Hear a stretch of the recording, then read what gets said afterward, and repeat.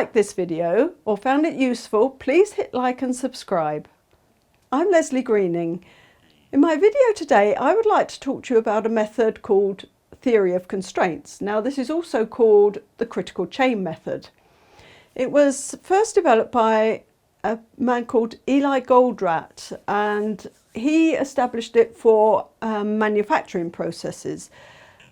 But for decades it has been used for project management. So here, as you can see, we've put it's the critical, what they call the critical chain. But the traditional methods with the critical path it provides what they call a worst case scenario estimating. Now, with the worst case estimates, what happens there is that it obscures the true critical path, because you're putting time in to the task which doesn't necessarily need to be there. It also causes what they call the student syndrome. So what the theory of constraints does is it strips out the contingency or the buffer that is put into tasks. Now, as a project manager or a team leader, you have a list of activities, of tasks that you have to put your time against. You have to put some estimates. So you could have a task that maybe needs to be 5 days, but you think, oh, you want a feel-good factor in there. You don't want to be hemmed down to that 5 days. So you think, well, I'll put 8 days in then. So you put the 8 days in. And then when the time comes to do that task, you know that it's only going to take 5 days, not 8 days. So you think, okay, well, I won't start it on day 1. I'll start it on day 3. So what happens when day 3 comes? Suddenly you feel ill. You go off sick. So you thought you had that 5 days to actually do the task, but you haven't, because you've wasted all that buffer that you had at the beginning.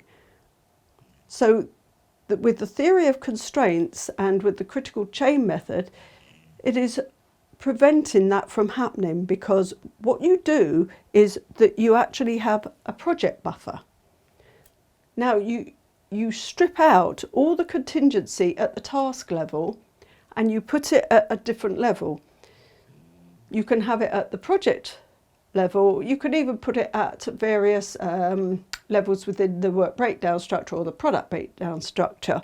So you could have it at different levels, and you can have different authority levels as well. If you have it at the project level, maybe you need the project sponsor or the project executive to actually agree and authorise you taking that time or that money for whatever delay there is or overspend. But it could be that it's a smaller amount at a lower level, whereby the project manager can actually do the authorisation. But what it does do is it provides a controlled method of using any buffer or any contingency within the project schedule, so you don't waste all that time and that money by using it in the tasks. So I hope this has helped you realise that it is not good to keep this buffer at the task level. You need to bring it out so that it is not wasted. It is only utilised at necessary points within the project. This will help to keep the project on track. There are many books and courses available on this topic, and I do find that it is very useful to use this method within your project scheduling. If you have any questions, please leave them in the comments below, and any other topic you would like me to explain or discuss, then please leave those in the comments below and I will be happy to help. Thank you very much for listening. Until the next time.